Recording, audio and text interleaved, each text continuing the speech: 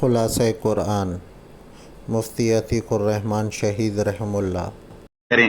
آگے سورہ نجم آ گئی۔ سورہ نجم جو ہے یہ مکی صورت ہے، زیادہ تر مکی صورتیں آئیں گی، بہت کم مدنی صورتیں آئیں گی۔ مکی صورت ہے، اس میں بھی وہی تذکرہ، اس میں معراج کا تذکرہ بھی ہے۔ آسمان پر جانے کے بعد اللہ کے نبی کی جو ملاقات رب کائنات سے ہوتی ہے اور رب کائنات سے سوال و جواب ہوتے ہیں، ان کا مختصر لفظوں میں اس کے اندر تذکرہ کیا گیا ہے۔ والنجم اذا ہوا، اللہ کے نبی نے جب معراج کا تذکرہ کیا تو لوگوں نے کیا کہنا شروع کیا کہ یہ نبی دیوانہ و پاگل ہو گیا، مجنون ہو گیا، دیکھو کیسی باتیں کر رہا ہے، بھلا ایک انسان بشر ہو کر آسمانوں پہ کیسے جا سکتا ہے؟ ہاں، آسمانوں پر بشر کیسے جا سکتا ہے؟ یہ پاگل دیوانے والی بات کر رہا ہے۔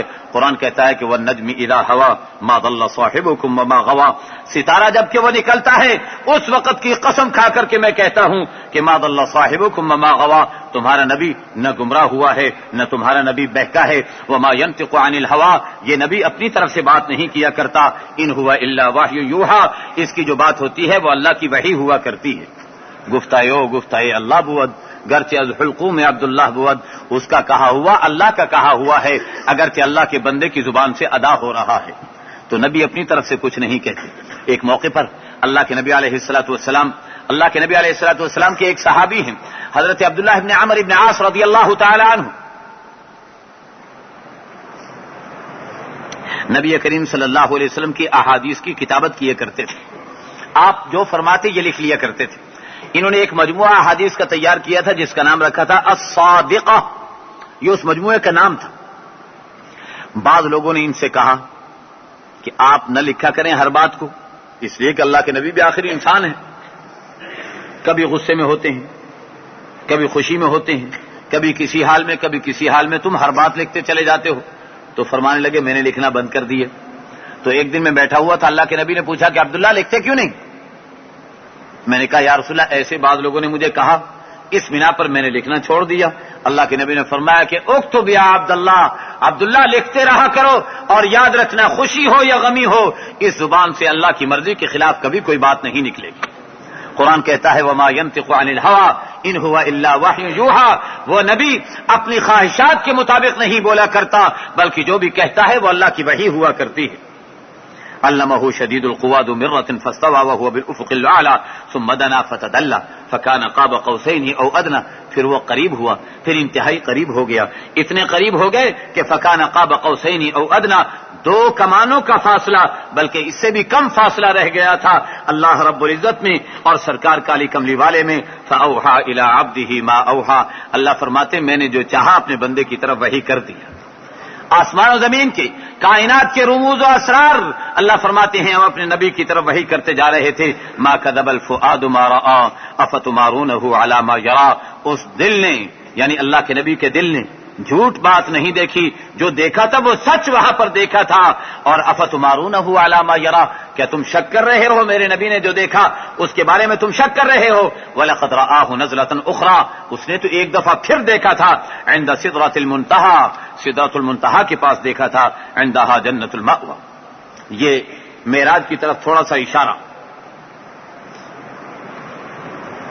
اور پھر اس کے بعد قرآن کریم یہ کہہ رہا ہے افرأیتم اللات والعزى ومناة الثالثة الأخرى ألكم الذكر وله الأنثى، قرآن کہتا ہے تم نے لات و عزیٰ میں غور کیا؟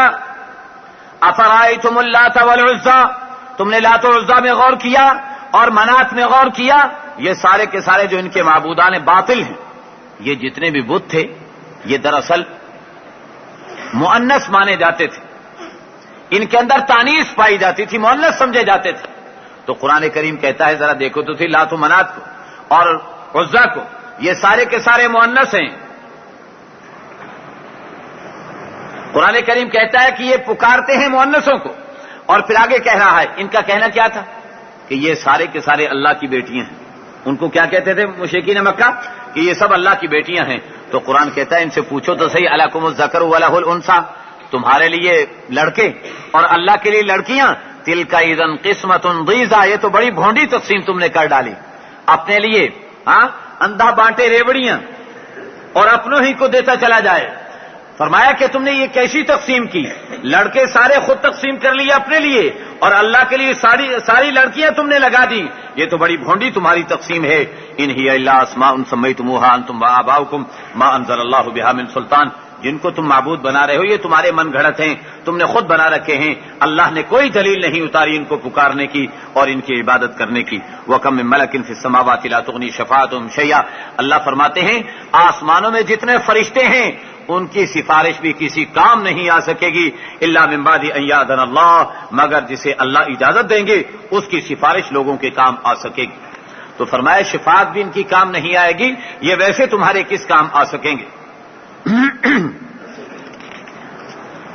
آگے قرآن کریم نے اسی طریقے پر آسمان و زمین کے اسرار اور رموز میں غور و خوض کی دعوت دی، اور دعوت دیتے ہوئے طائرانہ نگاہ ڈالی ہے حضرت موسیٰ علیہ السلام اور حضرت ابراہیم علیہ السلام اور قوم عاد و ثمود کے حالات پر، اور اس کے بعد آخر میں فرما دیا ہے وَأَنَّهُ هُوَ أَمَاتَ وَأَحْيَا، اسی اللہ نے مارا، اسی اللہ نے زندہ کیا، وَأَنَّهُ خَلَقَ الزَّوْجَيْنِ الذَّكَرَ وَالْأُنثَى، اور اسی اللہ نے پیدا کیے جوڑے کو، مذکر اور مؤنث کو، من نطفۃ اذا تمنى، اس قطرے سے جب کہ وہ گرایا جاتا ہے، وَأَنَّ عَلَيْهِ النَّشْأَةَ الْأُخْرَى، اور اسی اللہ کی ذمہ داری ہے اسے دوبارہ پیدا کر لینا، یہ دوبارہ پیدا کرنا بھی اسی اللہ کے ذمے ہے۔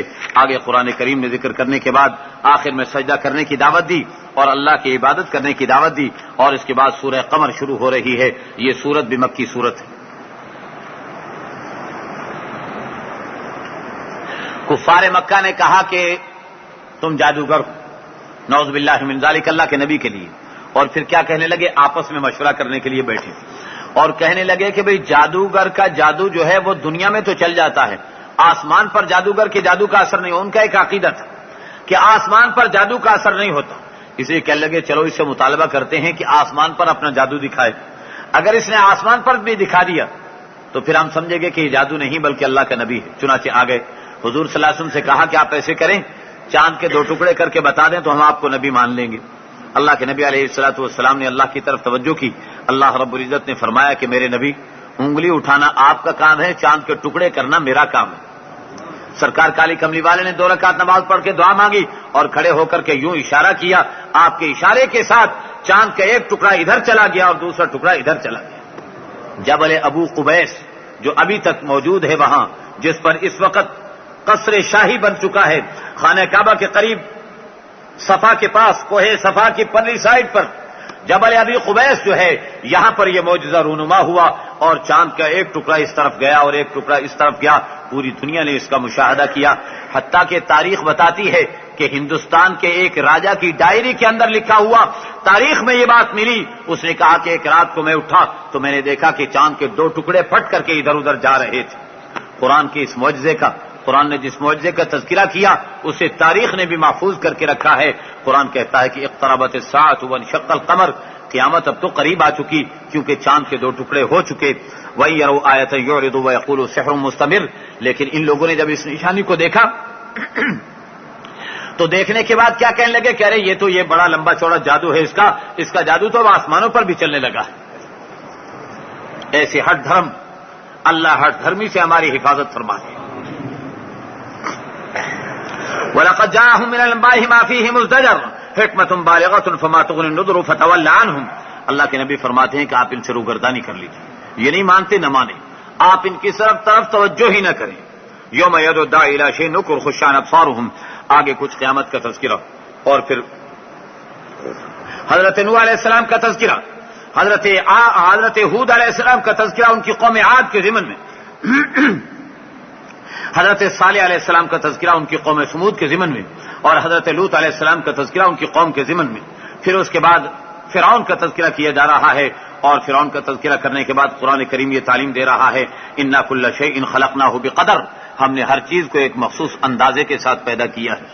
میرے دوستو، اللہ نے دنیا میں جتنی چیزیں بنائی ہیں ایک بڑے باریک نظام کے تحت اللہ نے بنائی ہوئی، ہر چیز کا ریشو اور نسبت، ایسا باریک نظام ہر چیز میں اللہ نے وضع کیا ہے کہ انسان اس نظام کو باقی نہیں رکھ سکتا کہ جائے کہ اس قسم کا نظام وضع کر سکے۔ جو ریشو اللہ نے سیب میں شوگر کی رکھ دی، جو ریشو اللہ نے پھلوں کے اندر کیلشیم کی رکھ دی، جو ریشو اللہ نے اس کے اندر نمک کی رکھ دی، وہی ریشو موجود رہے گی۔ جہاں سے پھل توڑ کے دیکھ لو اس کے اندر وہی ریشو تمہیں نظر آ جائے گی۔ یہ اللہ نے ایسا بنایا۔ پھر انسان کی جسم کے اندر ہر چیز کو ایک اندازے کے ساتھ بنایا. تو قرآن کیا کہتا ہے؟ انا کل شیء خلقناہ بقدر. ہم نے ہر چیز کو ایک اندازے کے ساتھ پیدا کیا ہے. وہ اندازہ ہے. اب انسان کو تو سمجھ نہیں نا، اناپ شناپ غٹاغٹ بھرتا چلا جاتا ہے، لیکن اس کے معدے کو اللہ نے ہدایات جاری کر رکھی ہیں کہ اتنی شوگر تو نے لینی ہے، اتنا نمک تو نے لینا ہے، اتنا کیلشیم تو نے لینا ہے، اور باقی سارے کا سارا مادہ گند اور غلاظت بنا کر کے پھینک دینا ہے. اللہ نے ایسی اسے ہدایات دے رکھی ہیں اور اسی انداز پر یہ کام ہوتا چلا جاتا ہے. اللہ ہمیں اپنی قدرت کو سمجھنے کی توفیق عطا فرمائے.